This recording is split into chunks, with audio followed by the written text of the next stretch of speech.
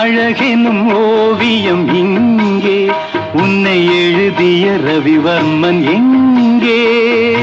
இலக்கிய காவியம் இங்கே, உன்னை இயற்றிய பாவலன் எங்கே? இலக்கிய காவியம் இங்கே, உன்னை இயற்றிய பாவலன் எங்கே?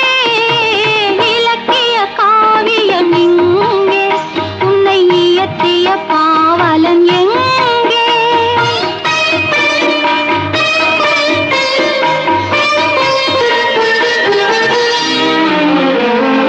காமன் கலைக்கோர் கல்லூரி கண்டேன் இருவிழியில், கவி கம்பன் எழுதா பாட்டெல்லாம் கேட்டேன் கிளிமொழியில்.